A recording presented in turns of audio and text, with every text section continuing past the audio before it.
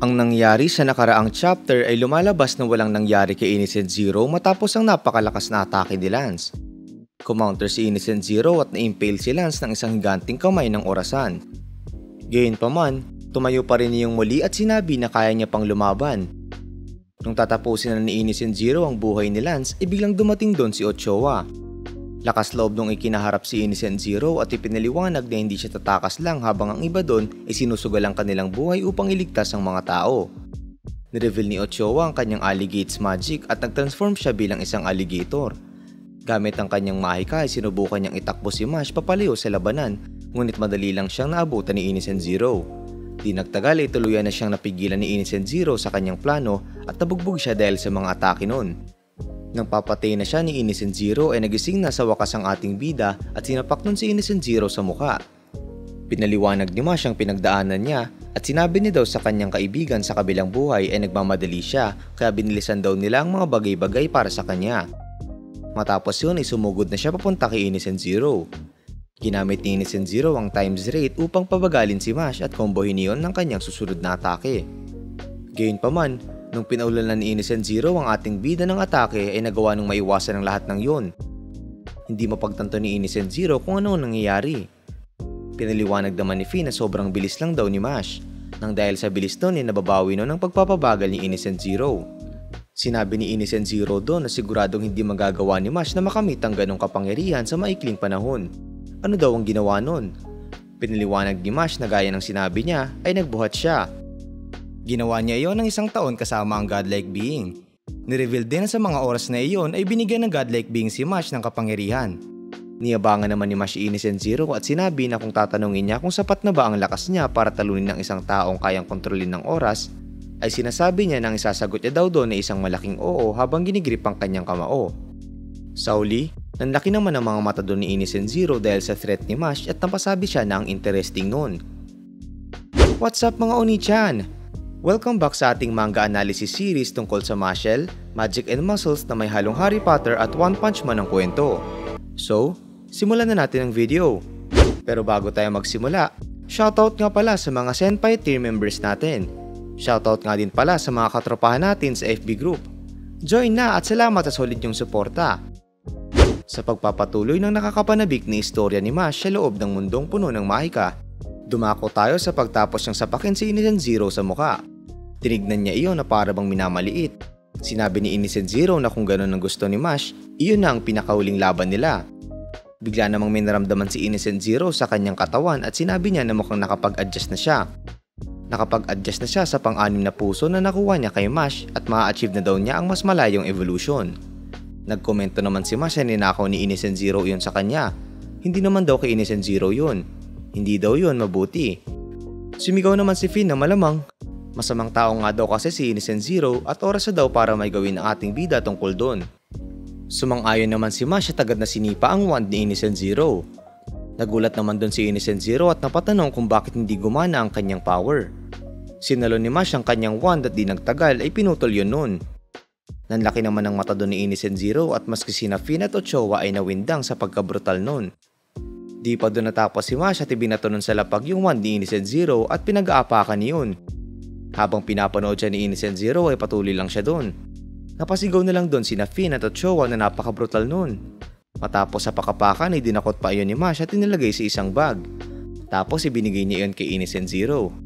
Ewan ko kung anong tip neto pero kita naman sa mukha ni Innocent Zero ang pagkataka.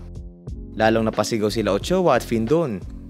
Pagtapos nun ay pumorma si Mash at sinabi na tila wala nang magawa yung mga magic users na kagaya ni Innocent Zero kapag wala yung mga wands nila. Nang magsasalita pa lang si Innocent Zero ay lumanding na ang suntok ni Mash. Binatoktokan siya noon na nagsanhi ng paggudgud niya sa lapag. Nagulat naman doon sina Finn. Napatanong naman si Dot kung ayun na ba yung tumapos kay Innocent Zero. Napatitig din doon sina Lance at Meliadol. Ipinakita naman si Innocent Zero na nakalandusay lang at tila hindi na gumagalaw. Habang nakatitig si Finn at Mash doon ay may gustong sabihin si Ochoa. Tinanong sila noon kung meron ba sa kanilang narinig din yung kadiring cracking sound na narinig niya. Habang tinitignan si Innocent Zero ay nakita natin ang isang malaking bato sa likod ng ulo noon. Unti-unting tumulo yung dugo ni Innocent Zero doon habang tinitignan niyo ni Mash. Di nagtagal ay naglawa na ang dugo ni Innocent Zero doon. Nakatitig pa rin si Mash. Dahil doon, inakala ni Finn na napatay ni Mash si Innocent Zero. Nanginig sa takot si Finn habang pinapaliwanag na alam niyang masamang tao si Innocent Zero, pero ang patayin yun? Nag-flash naman sa utak ni Mash ang mga maaaring mangyari matapos yun. Ipinakita na tila ikukulong na si Mash at nagkaroon pa ng mga interview moments at pagkalat ng balitang yun. Dahil doon, na-depress si Mash at sinabi na hindi niya naman sinasadya yung ginawa niya. Bigla namang may lumabas na itim na enerhiya kay Innocent Zero kaya nagulat si Meliadol. Nasense naman daw ni Dot ang magic power noon. Nag-crack ang batong nasa noon ni Innocent Zero at napakomento si Lance na hindi niya gusto ang pakiramdam na yun. Unti-unting nabasag yung bato at di nagtagal ay lumabas doon ang isang maliwanag na ilaw. Lumabas sa noon ni Innocent Zero ang pambihirang kapangyarihan na kumalat kung san-san. Napasabi naman si Dot na inaakala niya na natalo na nila yun. Nabahala ang lahat ng ating mga katropahan at napatitig sa pagtransform ni Innocent Zero. Ipinakita naman dito ang mala-alien na nilalang na akala mo isang klase ng Diyos. Nanlaki ang mga mata ng ating mga katropahan doon. Bigla naman nagsalita si Innocent Zero at nagpasalamat yon sa kanila. Kinailangan daw niya ng immense power upang basagin ang seal at maabot ang mas malayong evolution. Ngayon daw ay naabot na niya ang perfection. Ipinakita naman si Mash na naguhukay ng lupa para sana ilibing si Innocent Zero. Di nagtagal ay napansin na siya ng ating bida at agad nang tinakpan ang hinuhukay nun. Napatitig naman dun si Innocent Zero. Nagkomento naman si Mash na mabuti naman. Tila gumaan ang kanyang pakiramdam at sinabi na masaya siya na buhay pa si Innocent Zero. Nabahala naman si Finn dahil tatago sana ni Mash yung katawan nun kung hindi iyon nabuhay. Nakita rin ng mga tao ang transformation ni Innocent Zero kaya napatanong sila kung anong klaseng nilalang iyon at sobrang nagbago ang magic power nun. Napaka-majestic daw ni Innocent Zero. Tila kagaya na nun ng isang Diyos. Crazy. Pinaliwanag ni Innocent Zero na nalampasan niya na ang human form at naging bagong deity. Tumatayo na daw siya sa tuktok ng lahat ng magic. Siya na daw ang nagpapangasiwa sa langit at lupa. Siya daw ay lumilikha mula sa wala. Siya na ang kumokontrol sa daloy ng buhay. Silang mga humans daw ay walang magagawa kapag nakaharap na ang isang nilalang na may absolute power. Ang tanging magagawa lang daw ng mga iyon ay maging saksi at tanggapin ang kanyang inevitability. Takot na ang mga tao doon at isa-isa na ang mga iyon na lumuhod at purihin si Innocent Zero.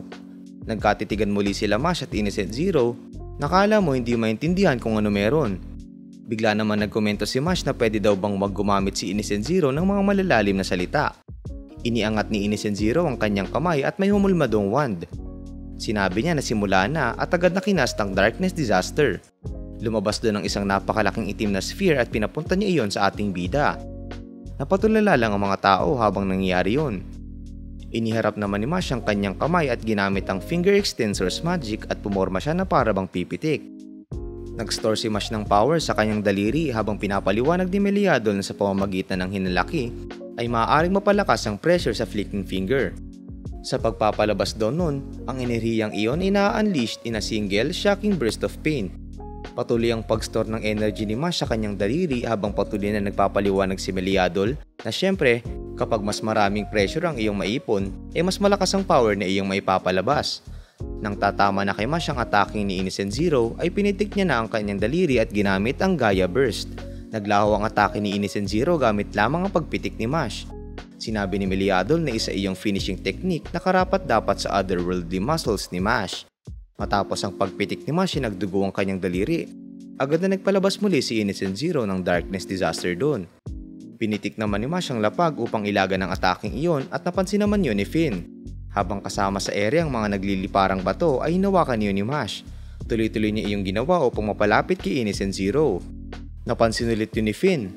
Hinawi naman ni Innocent Zero yung mga bato at napansin na naman yun ni Finn. Grabe to si Finn, napapansin lahat. Nagtaka naman si Innocent Zero dahil hindi niya nakita si Mash nang inalis niya yung mga bato. Lumalabas na nag-ala Spider-Man si Mash sa isa sa mga bato doon. Tumalon si Mash galing sa batong yun upang makalapit kay Innocent Zero. Pumorma ulit si Mash upang pumitik ngunit sinabi lang ni Innocent Zero doon na weak. Oh shit, trash talk.